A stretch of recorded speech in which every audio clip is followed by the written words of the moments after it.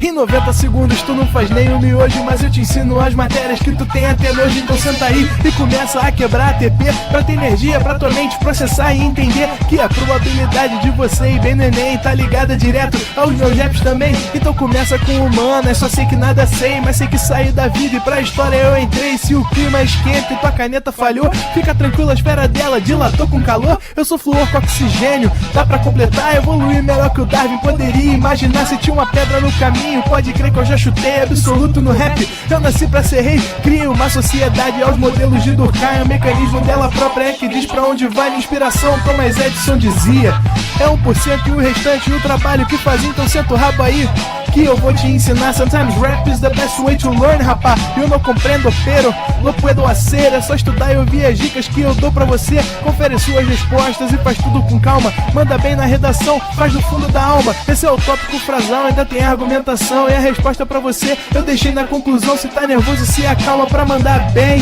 E se liga nos vídeos que eu te preparo pro Enem.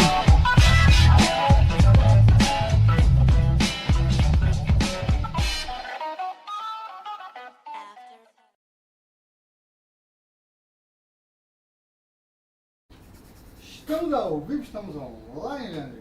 É isso aí, meu diretor. Muito boa tarde, galera. Sejam todos bem-vindos a mais uma aula de Geografia. Eu me chamo Leandro Almeida e hoje teremos uma aula sobre globalização.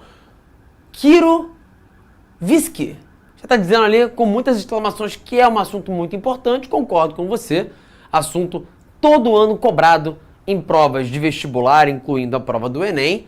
Queria dar uma boa tarde para todo mundo que está aí no chat, para Ana Cláudia, para o Léo, para o de Polo, para o Musa, para a Letícia.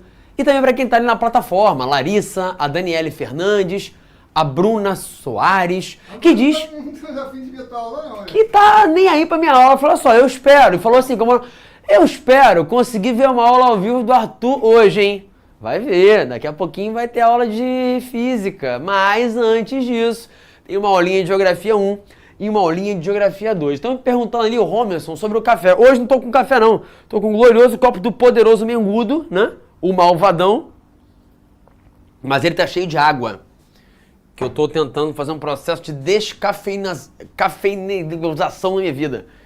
Difícil, né? Hoje é Dia Nacional do Café, sabiam disso? Uma data completamente irrelevante, como tantas outras que se comemoram por aí, né? Mas é Dia Nacional do Café e fica aqui essa informação útil para você. E agora sim vem informação útil, para lembrar que na última aula a gente falou sobre geopolítica e nova ordem mundial. E você sabe que hoje a geopolítica contemporânea, a ordem mundial dos dias atuais, é marcada por uma multipolaridade, pela ascensão dos países emergentes, pela disputa entre Estados Unidos e China, pela hegemonia global, pela expansão da globalização, pela presença de blocos econômicos, pela proliferação de guerras étnicas, nacionalistas e por novas formas de ação geopolítica, o que inclui cyberguerra e espionagem digital. Isso aqui é um resumo, uma síntese da aula da semana passada, pode dar o teu print. Ó, o Davi Moreira está dizendo que hoje também é o dia do vestibulando, verdade. Parabéns a todos vocês que são vestibulandos, que ano que vem, se tudo der certo e vai dar, não serão mais vestibulandos, porque já serão universitários. Aí eu não sei aí qual é o dia do universitário, né? Certamente se tem Dia Nacional do Café, se tem dia do vestibulando, também deve ter dia do universitário. Deem um Google aí, pesquisem qual é o dia do universitário, porque é esse o dia que você vai comemorar no ano que vem. A aula de hoje é sobre globalização e é sobre isso que eu vou conversar com vocês. Sobre o sistema mundo, divisão internacional do trabalho, características, esferas, atores e contradições da globalização e se estaríamos em meio a um processo de desglobalização ou não. Começando pelo que se chama de sistema mundo. Entenda o seguinte, hoje é praticamente impossível encontrar algum lugar do planeta que esteja de fora do processo de globalização. Temos um mundo muito integrado, o que significa que há comércio entre os países, troca de informações, troca de elementos culturais. Você está aqui no Brasil, mas aquilo que acontece na Coreia do Sul impacta a sua vida. Você está aqui no Brasil, mas você pode ser fã de um dorama, você pode ser fã de K-pop. Você vive no Afeganistão e a sua vida é impactada por aquilo que acontece nos países vizinhos, mas em continentes vizinhos também. Então o que existe hoje é o que se chama de sistema mundo, em que há um mundo conectado e aprofunda as relações entre os vários locais e continentes do planeta. E a questão é, quando é que isso começou? O mundo nem sempre foi assim. O mundo nem sempre teve esse grau de conectividade. Hoje, o que mais se faz é viajar pelo planeta. Hoje, o que mais se vê são pessoas se deslocando de uma área para outra, pessoas saindo do Brasil, gente chegando ao Brasil. Aliás, para os vascudos de plantão, aparentemente tem reforço novo chegando na área, né, Renan? Melhor meia do Brasil, pô. Poderoso Felipe Coutinho, craque, cracaço de bola, sabe-se lá em que condições físicas está, mas que aparentemente está com quase tudo acertado para voltar para o glorioso Vasco da Gama, para desvelar o seu futebol pelos relvados de São Januário, aqui no Rio de Janeiro. Então, parabéns aos vascudos que estão aí, ó, fortalecendo o seu time. E esse é mais um exemplo de que a globalização tá aí, porque o Felipe Coutinho é um brasileiro que jogou na Inglaterra, jogou na Alemanha, jogou na Espanha, passou pelo Catar, e vai jogar com um francês, Payet, Dimitri Payet, não é isso? Que nunca tinha ouvido falar no que era essa bagaça chamada Brasil, e aí do nada recebeu uma proposta, veio pra cá, tá aí, desfilando seu futebol com a camisa 10, não é isso? Do Vasco da Gama, aqui no Rio de Janeiro, ou seja, globalização. E parece brincadeira, mas não, gente, é sério. O fato de que a gente tem trocas de jogadores pelos países mundo afora é apenas um dos vários exemplos do processo de globalização. Quer uma coisa que deixa evidente como é que a globalização impactou o futebol? Não importa o time para quem você torça, se for um time brasileiro, ou mesmo que seja um time estrangeiro. Tem esse fenômeno hoje em dia, né? Tem uma galera, né, Hanna, que torce pro City, que torce pro Real Madrid. Enfim, eu não consigo torcer por um time estrangeiro, não consigo ver muita lógica. Mas tem quem torça. Faz sentido, lá tem os principais craques, né? O futebol que é mais bonito de se ver. Mas fato é, quando você olhava para um clube brasileiro nos anos 70, nos anos 80, a maioria dos craques, quase todos da seleção brasileira, jogavam aqui. Os elencos do Flamengo, do Fluminense, do Corinthians, do Palmeiras, do Internacional, do Santos nos anos 60 eram seleções brasileiras. Hoje não. Porque com a globalização tornou-se mais fácil para alguém ir para outro lugar do mundo. Os fluxos são de capitais, de mercadorias, e o jogador de futebol é uma pessoa que ao mesmo tempo é uma mercadoria. Quando você olhava para um clube europeu até os anos 80, fosse um Real Madrid, fosse um Barcelona, fosse um Manchester United ou City, a maioria do elenco era composto por jogadores do próprio país.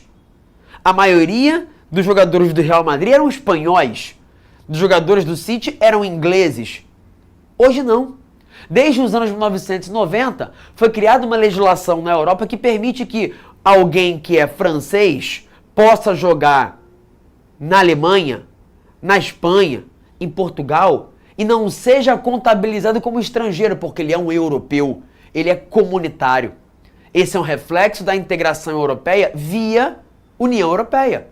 Ou seja, a integração é comercial, ela é econômica, é financeira, é política e ela envolve a ampliação dos fluxos de pessoas. Pode parecer que não, mas tudo isso que eu acabei de te falar tem relação exata com o conteúdo da nossa aula. Então, o futebol é apenas um dos exemplos, no caso de um esporte, impactado pelo capitalismo e pela formação do sistema mundo. E isso significa que é preciso analisar as origens desse sistema mundo para compreender de que modo chegamos ao cenário atual. Na Idade Média, uma série de transformações aconteceu na Europa. Foi a época em que a burguesia comercial se formou, em que houve um renascimento urbano, com ampliação e recuperação, reestruturação, mudanças em várias cidades importantes europeias. Tudo isso colaborou para o aumento do comércio. E com mais comércio, mais dinheiro circulou, mais gente pôde enriquecer. Ao mesmo tempo em que a centralização monárquica, aliás, isso é um pedacinho do que o Otto estava falando, né, na aula de ontem com vocês, colaborou para que houvesse o enriquecimento e a formação de alguns estados-nação. Esse contexto inteiro, no qual reis controlavam amplos territórios, centralizavam para si a cobrança de impostos, permitiu a esses governos terem dinheiro suficiente para financiar viagens, a expansão marítima, as grandes navegações. E com isso, vários navegadores se lançaram ao mar, primeiro para procurar novos caminhos para as Índias e depois para seguir viagem para a América, descoberta ao acaso e que viraria uma grande área colonial para os europeus. Ou seja, todo esse contexto aqui levou a uma ampliação dos horizontes geográficos, tornou-se viável chegar a lugares do mundo onde até então não era possível chegar. Tornou-se viável fazer comércio, conhecer pessoas, culturas, idiomas, práticas religiosas que antes os europeus não conheciam. Essa ampliação dos horizontes geográficos, portanto, ao longo da Idade Média, faz parte das origens daquilo que chamaríamos, em algum tempo, de sistema mundo, e que seria marcado pela ampliação do comércio entre os países e entre os continentes. A gente conversou sobre isso numa das primeiras aulas do ano, em que eu te falei sobre a história do capitalismo, em que eu te falei sobre a divisão internacional do trabalho, que hoje em dia se organiza de que maneira? Desse jeitinho aqui. Atenção a essa imagem porque ela é muito importante. O que é que o Brasil exporta? O que é que o Brasil, que é um país menos desenvolvido, industrializado, vende para o resto do mundo? A gente vende matéria-prima, produto primário. A gente vende soja, ferro, café. A gente vende manganês, cobre, algodão, produtos primários. Porém, hoje em dia a gente também vende produto industrializado. O Brasil fabrica Havaiana e vende para fora. Faz roupa e vende. Faz carro e vende. Só que de um modo geral, a maioria dos produtos industrializados que a gente fabrica e vende são de baixo valor agregado. Porque quem realmente ganha grana vendendo produto de alta tecnologia são os Estados Unidos. É a Inglaterra, é a França, é o Japão. São eles que pegam dinheiro, emprestam pra gente e cobram juros de volta. São eles que vendem tecnologia pra gente e cobram um pagamento pelo uso dessa tecnologia, um royalty. São eles que fabricam vacinas que a gente, ao comprar e usar, tem que pagar por conta disso. São eles que trazem fábricas para cá, instalam filiais aqui, cujo lucro volta para lá. Então é fato que o sistema mundo que existe nos dias atuais é profundamente assimétrico, profundamente desigual, já que alguns países lucram muito mais dinheiro do que outros. Esse é um ponto. E uma outra característica desse atual sistema mundo é que ele é global, em virtude do processo de globalização. Aí agora eu quero que você tenha um print nessa imagem. Dá uma printada aí, porque nela eu tenho 3 conceitos, 3 definições sobre o que seria a globalização. E as 3 estão corretas. Só que elas fazem análises por perspectivas diferentes. Acompanha comigo, olha só. A globalização é o processo que representa o aumento na circulação de mercadorias, informações, pessoas, capitais entre os mais diferentes lugares e países. Verdade. Vai no mercado que tu vai ver a quantidade de produto que é vendido ali e que não é fabricado no Brasil. Vai numa lojinha de informática que tu vai ver a quantidade de coisas que vem pra cá, mas que foi fabricada na China, ou então na Coreia, ou então no Vietnã. Vai numa loja de departamento, na Renner, Riachuelo, C&A, e tu vai ver um monte de roupa que vem de Bangladesh, da Indonésia, do Vietnã. Então é claro que a globalização está evidente no nosso cotidiano. Se você olhar aí, ó, a sala onde você está, eu, por exemplo, aqui estou vendo o monitor da Philips, que é uma empresa japonesa, um monitor da Samsung, que é uma empresa coreana, um computador da Dell, que se não me engano é americana. Isso aqui é Xing Ling, né? Isso aqui não tem marca não. Isso aqui deve ser fabricado em Taiwan. Sony, que é japonesa, LG, que é coreana, mais um produto LG ar-condicionado, que é coreano. Deixa eu ver aqui. Tem um negócio que é Yongnu. Isso aqui deve ser chinês, né? É um... Qual é o nome disso aqui? Ring light gigante que tem aqui. Enfim, tô olhando vários produtos eletrônicos e nenhum deles é brasileiro. Nenhuma empresa delas é brasileira. Isso é um exemplo de que as mercadorias que estão à venda no Brasil são oriundas de outros países. Isso é fruto da globalização, da facilidade de comercializar mercadorias hoje. E por quê? Porque a tecnologia melhorou. Então atenção a esse slide aqui, tá? A globalização é um processo, então não tem assim uma data exata, não é tipo uma corrida, ó, começou agora. Não, ela é um processo. Ela tem se aprofundado ao longo do tempo. Ó, o pessoal falando, gabinete é Dell, monitor é Lenovo. Lenovo é chinês. Xiaomi, chinês. Epson, eu acho que é americana, não tenho certeza. Apple, americana. Tu vai ver, quase todo produto tecnológico ou é americano, que chega aqui no Brasil, claro, ou é japonês, ou é coreano, ou é chinês. Não é que outro país não faça. Tem muita coisa tecnológica inglesa, francesa, alemã, só que não chega tanto aqui no Brasil. Sempre Toshiba, japonês. Hoje em dia é menos comum, né? Sempre Toshiba aqui, já foi mais comum no Brasil.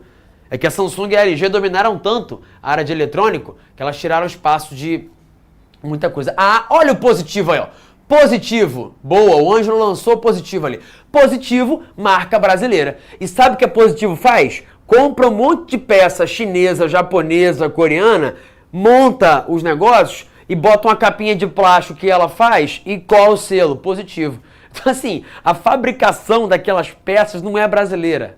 Ela é um produto fabricado no Brasil, mas com peça estrangeira. Isso é um problema que nos mostra que o nosso patamar de desenvolvimento tecnológico, infelizmente, não é dos maiores. Mas acompanha comigo. A globalização começa, de maneira muito sutil, com uma expansão marítima. Por quê? Porque é quando os europeus conhecem a América. E aí começa a ter uma troca cultural. É ouro pra lá, espelhinho pra cá. Uma troca muito justa, né? É quando começa a ter uma influência da religião cristã sobre os indígenas, que começam a ser doutrinados religiosamente, a ser cristianizados, evangelizados. Quando eles começam a ouvir, ó, vocês estão aí pelados, não pode isso não, bota uma roupa.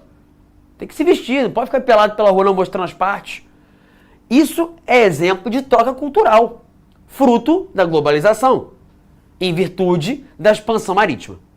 Com o imperialismo, aconteceu a mesma coisa na África. Tu vai a vários países africanos, religião predominante, cristianismo. Você vai a Angola, tem um monte de igreja universal do Reino de Deus. Você vai a vários lugares europeus e o idioma predominante é o francês. Ou então o inglês. Ou então o português, ou seja, a África, através do imperialismo, também foi colonizada culturalmente pelos europeus, em virtude dessa globalização. Agora, é claro que não teríamos condição de ter um mundo integrado como ele é hoje se não fosse a revolução tecnológica. Cada revolução industrial trouxe grandes avanços, mas a terceira revolução industrial, da década de 70 em diante, já dizia o Milton Santos, é aí que começa a ter uma globalização autêntica. O Milton Santos é uma pessoa que a gente sempre cita aqui nas aulas de geografia, né? Nossa referência principal, nosso principal geógrafo, já falecido. E ele escreveu muito sobre a globalização. Segundo ele, o que aconteceu antes da década de 70 eram os primórdios da globalização. Mas ela só se consolida mesmo dos anos 70 em diante. Porque somente a partir dali a gente passou a ter a tecnologia necessária para isso. É a tecnologia de computadores, da fibra ótica, da robótica, que permite que nós tenhamos, por exemplo, essa aula que está acontecendo agora. Que vocês, em vários lugares do Brasil, possam estar me assistindo Eu posso estar lendo o que vocês estão escrevendo. Ó, a LG, Henrique, não é da China não, a LG é da Coreia do Sul, tá? LG, Samsung, Hyundai, Kia, todas Coreia do Sul. Então tá vendo? Olha só, porque a gente às vezes banaliza isso como se fosse algo natural e virou, mas é uma evolução tecnológica impressionante. A gente está tão distante uns dos outros e conseguir se comunicar. Conseguir, de algum modo, estar em contato. E isso é fruto da evolução tecnológica. E há quem diga também que a globalização se consolida de vez com o fim da Guerra Fria. Sabe por quê? Exemplos de globalização. Você ir para quase qualquer país do mundo e poder pedir lá o seu McLanche feliz. Poder pedir a sua Coca-Cola. É raro você encontrar um país onde não tem McDonald's. A Bolívia não tem. É raro você encontrar um país onde você não tem a Coca-Cola. A Rússia não tem mais também, não. A Rússia eu acho que não tem mais também não. Desde que a guerra começou. É raro. Mas a maioria tem. E a primeira vez que um russo na Rússia pôde comer um McDonald's bebendo uma Coca-Cola foi quando acabou a Guerra Fria. E a União Soviética se desmanchou, fazendo com que aquela cortina de ferro descesse, permitindo a entrada dos fluxos de mercadorias, de capitais, da globalização americana. Então dá para dizer que, indiscutivelmente, a década de 90 é a da consolidação da globalização, por causa do fim da Guerra Fria, do fim do bloco socialista e do início da nova ordem mundial, tá bom? Então essa é uma definição verdadeira. Só que Milton Santos dizia o seguinte também: tem um pessoal que fica dizendo, ai, pipipipopopó, a globalização vai trazer tudo de melhor para a humanidade. Ah, popopó, pipipi, vamos virar uma aldeia global. Papapá, pepepé, todo mundo vai passar a viver melhor. E aí Milton Santos dizia, isso aí é a fábula que te contam. Querem te convencer de que a globalização é algo maravilhoso, fabuloso, que vai provocar uma integração de povos, melhoria das condições de vida das pessoas. Mas isso é balela.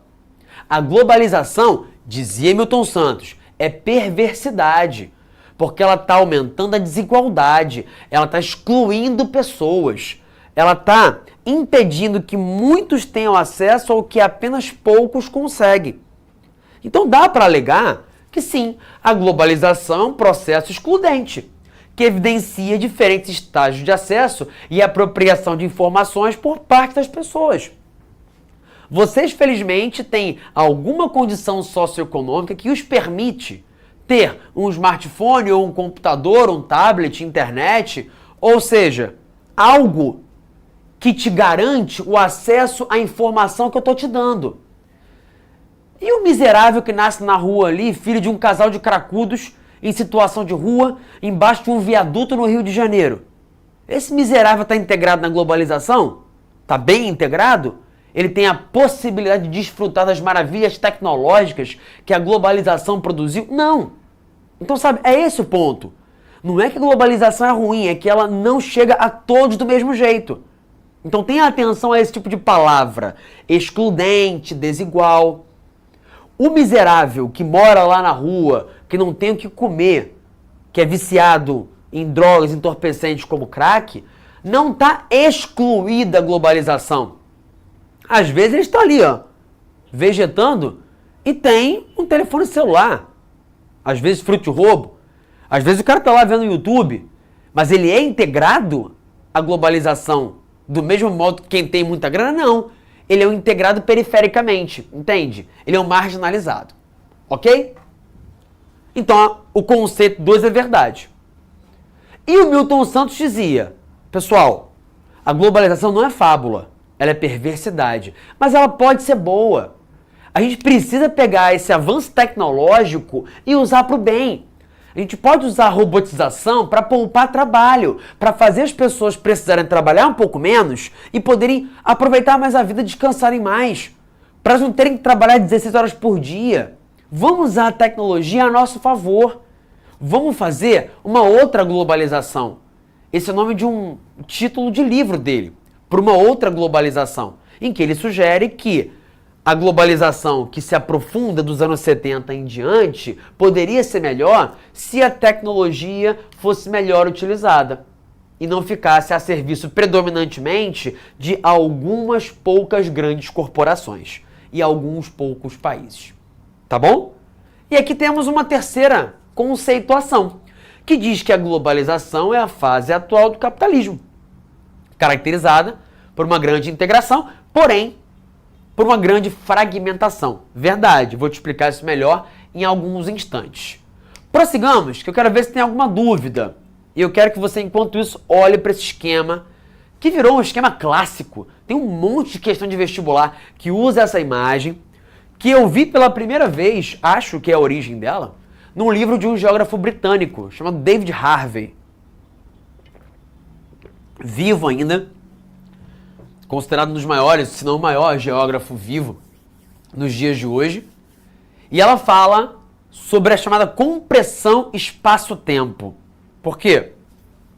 Olhando para ela, eu vejo que é fato que a Terra, ao longo dos séculos e décadas, foi ficando menor. Não que ela tenha encolhido, não que a Terra tenha diminuído de tamanho, mas que é muito mais fácil percorrê-la hoje, porque a tecnologia melhorou. Cara, entre 1500 e 1840, as carruagens e barcos à vela tinham a poderosa média de velocidade de 16 km por hora. Tu correndo de assaltante na rua, eu correndo do cara que queria me esfaquear em Copacabana, corro mais rápido que isso aqui. O Usain Bolt da vida corre muito mais rápido que isso aqui. Como é que você vai ter um mundo global, mesmo com expansão marítima, os transportes eram um lixo? Não tinha condição. Agora, à medida que a velocidade de transporte se multiplica, que cria-se uma tecnologia de fibra ótica e de internet que te permite escrever algo agora e eu vejo 3 segundos depois, tem um delayzinho, né? Entre o que eu falo aqui e o que você vê. Deve ser o quê? De quantos segundos, Renan? Tem ideia? 30 segundos. 30 segundos? Então tem um delayzinho. Mas eu tô vendo aqui o que vocês escrevem. Cara, são 30 segundos. Às vezes menos, às vezes mais. Quando você vê televisão, às vezes tá lá, né? Quando é correspondente internacional. Vai com você! Eu, galera... É uma coisa meio constrangedora, dá uma certa agonia, né? E eu quero... Porque tem um pequeno delay, né? Porque a informação vai pro satélite, aí vai de um lugar pro outro, é mó rolê. Mas ela chega em alguns segundos. Então é fato que houve uma compressão espaço-tempo. O espaço geográfico pode ser percorrido num tempo muito pequeno hoje, em virtude do avanço tecnológico. Tá bom? Júlio César da Silva Paula. Então dá para dizer que tem globalização desde a antiguidade? Acho um certo exagero. Mas desde a Idade Média há o início do processo de globalização ou dos seus primórdios. O doutor diz o seguinte: a globalização acentua a exclusão dos menos privilegiados. Isso fica visível no contexto atual, já que cada dia viver custa mais caro e para ter objetos de maior valor, muitos não têm onde morar, que dirá um celular. Fato, né? O custo de vida para muitos é proibitivo. Então alguns podem ter muito. Aliás, gente, esse é um aspecto no qual eu acredito que as redes sociais são muito danosas. Eu sou meio hater de rede social. E não é assim, você trabalha com rede social, é hater por quê? Seu hipócrita. Não, é porque eu acho que o saldo é negativo mesmo. E uma das negatividades da rede social é que ela tende a fazer com que a gente ache a nossa vida um lixo, porque a dos outros parece muito melhor. Porque, em geral, as pessoas mostram muito mais o que há de bom do que o que há de ruim, né? Inclusive inventando. O que tem de coach, esses pilantra, que fica alugando um carro, aí o cara tira foto ali, faz um monte de vídeo com uma Ferrari pra dizer que é dele, ou então aluga um hotel um dia, leva uma mala de roupa. Aí fica tirando trocentas fotos na desgraça do lugar pra fingir que tá indo várias vezes lá. O cara foi uma vez, mas ele quer te enganar que ele tem uma vida boa. Pra você se sentir mal e começar a segui-lo. Isso te faz mal, porque você fica com aspirações econômicas que são inviáveis. O básico não te parece mais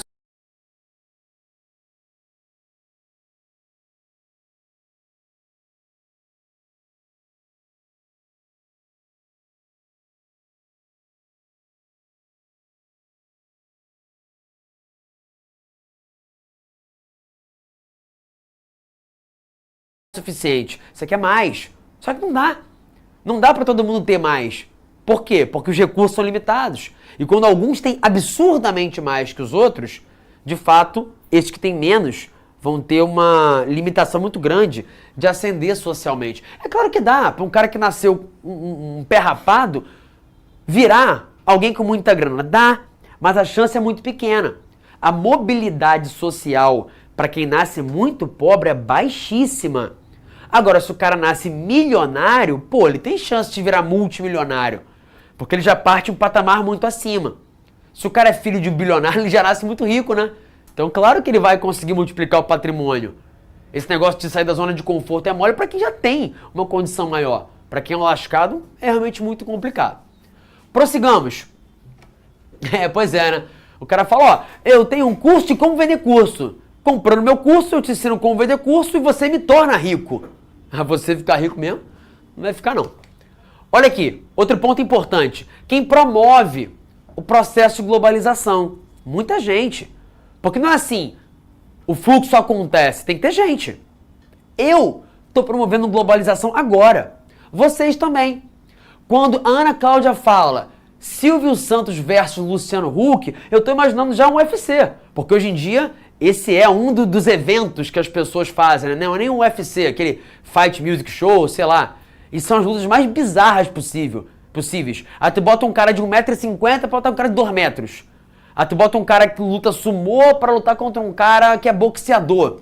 Aí tu chama alguém que tem 60 anos de idade, um Mike Tyson na vida, pra lutar com um youtuber. Sabe, é cada bizarrice, mas vende. Por quê? Porque gera engajamento de rede social. Então tu falou do Silvio Santos e do Huck, eu imaginei porrada. Não sei se foi esse o contexto, né? Que você tava querendo dizer. Imaginei os dois ali no ringue, né? Um tentando bater no outro. Luciano Huck chamando os pobres do Lata Velha lá pra ajudá-lo. E o Silvio, quem sabe, chamando a galera do Roda Roda Jequiti. Leandrinho e Carolzinha. Aí são dois anões, né? Lutando, né? Então aí eu acho que tem um pouco mais de condições de igualdade. Agora, pô, me bota pra lutar com o Arthur. Eu tô ferrado, cara. O Arthur é grande, forte e luta jiu-jitsu. Eu sou um trouxa que não consegue nem vencer um cracudo que queria me roubar. Fui esfaqueado por ele. Qual vai ser o resultado dessa luta? Claro que vou perder. É tipo o Bambam com o Popó. Era certo o resultado, né? Ainda que tenha gerado um grande engajamento. Então vocês aí, vocês estão gerando globalização. Vocês são indivíduos que estão escrevendo coisas que chegam até mim. Vocês escrevem coisas que os outros leem e isso as influencia. A bobeira que você está escrevendo aí na hora, pode ser que alguém esteja em casa com a mãe do lado e vai ler em voz alta, a mãe vai ouvir. Pode ser que a aula que eu tô te dando, você bote a tua mãe para assistir também. Tem uma ex-aluna nossa que ela assistia a aula com um ratinho. Ela criava ratinhos e ela mandava foto do ratinho assistindo a minha aula. Olha isso, cara. Então, a globalização é fluxo e a gente faz ela acontecer. A mídia também. Quando a mídia passa na televisão uma reportagem, ou quando um site faz uma reportagem, quando um site publica algo numa rede social, ele cria uma pauta. As pessoas passam a falar sobre aquilo ali. É globalização. Uma organização não governamental também. Quando um médico sem fronteiras vai até um lugar para poder atuar junto a uma população muito pobre, ele está levando remédio, levando informação, levando um tratamento que não chegaria se não fosse a ação individual. Quando o Greenpeace faz um protesto e filma a ação de alguém ilegalmente caçando e matando uma baleia, e filma isso e publica numa rede social ao vivo, as pessoas ficam sabendo e gera-se uma pressão para poder investigar e punir quem fez aquela caça ilegal.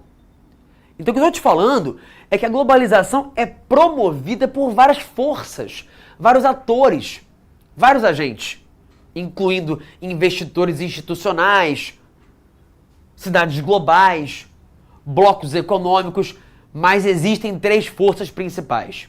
Vou te falar quais são. Primeiro, empresas. Olha aqui, ó. Essas empresas, algumas são mais famosas, outras menos, são as empresas que mais faturaram em 2021. Elas promovem globalização. A Amazon promove uma enorme globalização econômica, fazendo circular um monte de mercadoria pelo mundo. A Apple promove também globalização cultural, porque ela vai entrar na tua mente e vai te fazer querer comprar o último lançamento. Ela vai fazer um comercial de uma desgraça de um óculos, aí você olha aquilo e fala, cara, que maneiro, eu preciso comprar esse óculos. Ela gera desejos. A Samsung faz um comercial que te mostra que aquele telefone é tão absurdamente maneiro que aquilo passa a ser um objeto de desejo. Ela influencia a tua vida, o modo como você pensa, como você consome. A Netflix, quando lança um filme, uma série feita com recursos próprios, vai chegar até a tua casa e vai levar informação que pode deixar você reflexivo, que vai mudar a sua maneira de ver o mundo, de se relacionar com as pessoas. Pode te fazer virar uma pessoa melhor ou pior. Isso é globalização. Então as empresas transnacionais são tão poderosas, que às vezes o lucro delas é maior do que a economia de países inteiros. Como o lucro da Amazon, do Santander, da Apple, da Samsung, da Microsoft é maior do que a economia inteira de vários países. Colômbia, Portugal, Bélgica, Dinamarca, Suíça. Então é claro que elas têm muito poder. Porque quem tem poder econômico tem poder político. Veja o caso do Elon Musk. Dá um espirro, vira notícia. Toma uma decisão, gera influência, gera repercussão. Porque ele é, assim como as empresas grandes são, muito poderosas, agentes da globalização. Só que elas não mandam no mundo sozinhas. Porque tem algo chamado Estado. A mulher mais rica da África foi proibida de entrar nos Estados Unidos porque o governo falou, aqui não. No. Out. Ou seja, é o governo mandando, dizendo pode ou não pode. Você viaja para um outro país e quem vai resolver se tu entra ou não lá é o policial da imigração. Se não for com a tua cara, mete o pé. Olha aqui, ó. Biden amplia a lista de Trump e proíbe Estados Unidos de investir em 59 empresas chinesas. O governo falou, ó, Apple, Nvidia, Intel, acabou. Vocês não vão mais comprar produtos de certas empresas chinesas. Empresas chinesas, Huawei, não quero vocês comprando chips das minhas empresas. Olha isso. Se não é algo central para a globalização. É o governo que diz, pode ou não pode. Coreia do Norte, fala a verdade, tu sabe muita coisa sobre lá? Sabe nada, ninguém sabe. O que se fala sobre a Coreia do Norte, quase sempre é mentira. Tanto para elogiar quanto para criticar. Os elogios são quase sempre aleatórios, as críticas também, porque ninguém sabe direito o que acontece lá dentro porque é um país fechado e é o governo que disse, não quero que o nosso país seja aberto para turista, para jornalista. Não quero. Então o Estado é um agente central no processo de globalização. E sabe quem também é? O COI, Comitê Olímpico Internacional. O FMI, Fundo Monetário Internacional. OTAN, Organização do Tratado do Atlântico Norte. Sabe o que é em comum entre todas elas três? São organizações supranacionais, como é o caso da ONU, da OMC. Elas são formadas por países, então elas não existem pairando aleatoriamente, mas elas são formadas por um colegiado de países. E esse colegiado de países vota e decide alguma coisa. E aquela decisão gera grandes repercussões. Olha isso, não é um país criticando o outro. É uma organização de países criticando a Rússia. É uma organização financeira dizendo para o país, olha, o caminho que você tem que seguir é esse. Então sempre tem um FMI, uma ONU, uma OMC correta ou de maneira equivocada, dizendo para os países o que eles deveriam fazer, dando pitaco naquilo que os países decidem. Então é claro que elas também influenciam na globalização, estimulando ou desestimulando fluxos. Alguém está falando de TikTok aí? Os Estados Unidos têm tentado proibir o uso do TikTok por lá. Então olha como é curioso. Cada um é autoritário à sua moda. O governo da Coreia do Norte é super autoritário. O governo americano também, para certas questões. Ainda que eles passem um filtro de que são muito democráticos. Agora, teve um maluco lá, Edward Snowden, divulgou um monte de segredo. Ó, teve que meter o pé. Senão, era cadeia, prisão perpétua e talvez pena de morte. Um outro cara, Julian Assange, divulgou um monte de 59 empresas chinesas. O governo falou, ó, Apple, Nvidia, Intel, acabou. Vocês não vão mais comprar produtos de certas empresas chinesas. Empresas chinesas, Huawei, não quero vocês comprando chips das minhas empresas. Olha isso. Se não é algo central para a globalização. É o governo que diz, pode, não pode. Coreia do Norte, fala a verdade, tu sabe muita coisa sobre lá? Sabe nada, ninguém sabe. O que se fala sobre a Coreia do Norte, quase sempre é mentira. Tanto para elogiar quanto para criticar. Os elogios são quase sempre aleatórios, as críticas também, porque ninguém sabe direito o que acontece lá dentro porque é um país fechado e é o governo que disse, não quero que o nosso país seja aberto para turista, para jornalista, não quero. Então o Estado é um agente central no processo de globalização. E sabe quem também é? O COI, Comitê Olímpico Internacional, o FMI, Fundo Monetário Internacional, OTAN, Organização do Tratado do Atlântico Norte. Sabe o que é em comum entre todas elas três? São organizações supranacionais, como é o caso da ONU, da OMC. Elas são formadas por países, então elas não existem pairando aleatoriamente, mas elas são formadas por um colegiado de países. E esse colegiado de países vota e decide alguma coisa. E aquela decisão gera grandes repercussões. Olha isso. Não é um país criticando o outro. É uma organização de países criticando a Rússia.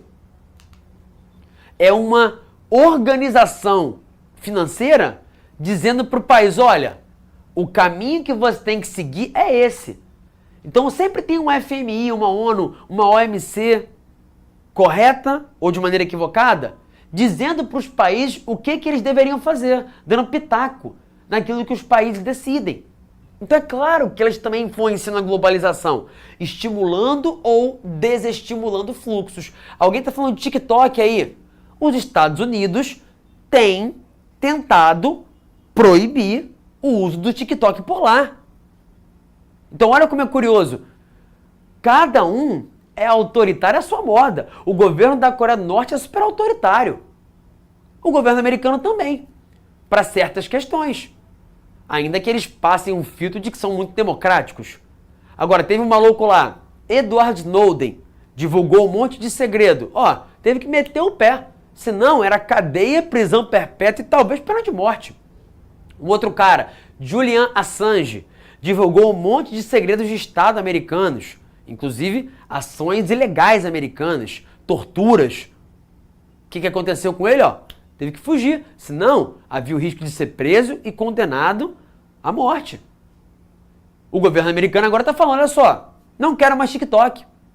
O governo americano acabou de anunciar que vai aumentar imposto para carro elétrico chinês. Por quê? Porque não quer a competição dos carros chineses com os seus produtos nacionais. Então os governos mandam e desmandam. O Estado Nacional tem esse poder de facilitar os fluxos ou de dificultar. Tá bom? Dá um print nessa imagem aqui. Ela é bem importante. Ela mostra para você quais são as principais características do processo de globalização. Já falei das origens, já falei dos agentes principais, falei dos primórdios, do sistema mundo, da DIT. E aqui eu tenho um conjunto de características. Aliás, querendo saber um pouco mais, ler mais sobre o tema, sugiro esse texto aqui, tá? É bem legal. Ele mostra a relação de globalização com o território. Mas acompanha comigo. As infraestruturas melhoraram os transportes, melhoraram as telecomunicações, o que permitiu ampliar os fluxos e criar redes conectando os lugares. incluindo redes sociais, Facebook, YouTube, TikTok, Instagram. Houve uma compressão espaço-tempo e a possibilidade geográfica de ir para qualquer lugar permitiu a industrialização de novos países. Nesse novo cenário, as empresas ganharam muito poder, pressionando o Estado a novamente liberalizar a economia, lhes dar mais poder. Então os territórios antes muito fechados passaram a ser mais abertos a produtos, ao comércio, fazendo com que se consolidasse uma nova DIT, uma nova relação comercial entre os países. Olha uma questão aqui sobre esse assunto. Vou fazê-la rapidinho porque o nosso tempo já está avançado. Tem algumas coisinhas mais para poder contar para vocês. Ele fala sobre um paradoxo marcante do mundo contemporâneo. Olha aqui. Temos uma fluidez globalizada, mas temos tentativa de controlar a circulação de pessoas. Do que ele está falando? De um mundo como o de hoje, em que você encontra no mercado produtos de tudo que é país. Tá ligado que, assim, azeite, que hoje está caro, dependendo do mercado onde você vai, você encontra azeite espanhol, azeite francês, azeite marroquino, tunisiano, chileno, italiano, grego. Irmão, anos 70 não tinha azeite não. Era banho de porco para fritar as coisas e temperar a saladinha com azeite. Ih, nada disso não. Era alfacezão puro e olha lá. Então hoje tem produtos que nunca a gente pensaria em ter aqui no Brasil. Olha quanta cerveja de tudo que é lugar vende. Quantos frios de vários lugares do mundo. Presunto de Parma. Presunto cru espanhol. Isso é globalização. Mas ao mesmo tempo, tem cada vez mais país fazendo muro na fronteira para impedir pobre de entrar. Para impedir mexicano de passar para o lado americano. Para impedir o árabe de entrar na Europa. Então do que é que ele fala? Estamos dizendo aí, né? O Cairo, o Romerson, a Clara. Letra B. Livre mercado para coisas, barreiras fronteiriças para pessoas. Ou seja, a globalização é contraditória. E eu quero que você dê um print dessa imagem aqui também. Ela é super importante. Porque ela mostra como que há contradições. Já falei de muitas delas aqui. O mundo nunca teve tanta riqueza. E nunca foi tão desigual. Para muitas pessoas, a circulação é dificultada, dependendo da cor da sua pele, da sua religião, da sua origem. Mas para dinheiro, nunca foi tão livre a circulação. Então dá para dizer que tem uma integração global, mas tem uma exclusão também, ou ao menos uma integração periférica. Dá para dizer que a gente tem uma homogeneização? Tem. Tu vai ao shopping, quase qualquer shopping do Brasil tem as mesmas lojas, os mesmos fast foods, os filmes que passam são os mesmos, mas não é tudo igual não. Tu vai no Pará, tu encontra um açaí salgado que no Rio tu não vai encontrar. Você vem ao Rio de Janeiro e sexta-feira e sábado é dia de feijoada. Tu não vai encontrar isso em outros estados do Brasil. Tu vai a cada pedacinho do Brasil e tem uma peculiaridade local. Você vai à Coreia do Sul e o que eu tenho lá é um K-pop, que é uma mistura de Backstreet Boys, NSYNC, One Direction, com cultura coreana, colocada no liquidificador, bem batida e que deu aquilo. Deu aquilo que eu chamo de K-pop, que é um hibridismo. A mistura é algo novo. Então, entre essa homogeneização e a diferenciação, surge algo novo, que é aquilo que eu chamo de hibridismo cultural. Beleza? Na semana que vem, eu vou conversar com vocês sobre um detalhe que não vai dar tempo de comentar hoje, que é a crise da globalização. Esse é o nosso último slide, mas eu não vou correr para falar sobre ele não. Então semana que vem eu vou voltar a esse slide aqui para fazer alguns comentários, porque ele vai nos permitir conectar esse conteúdo com o próximo, que é comércio global. E aí você vai entender como é que essa crise da globalização não é exatamente uma desglobalização, mas apenas mais uma das suas contradições. Tá bom? Um beijo, tchau, tchau e até daqui a pouco. Assista nossas aulas a hora que você quiser. Vem com o Pro, o cursinho online que mais aprova no Enem. Assine em proenem.com.br. We gotta celebrate the beauty of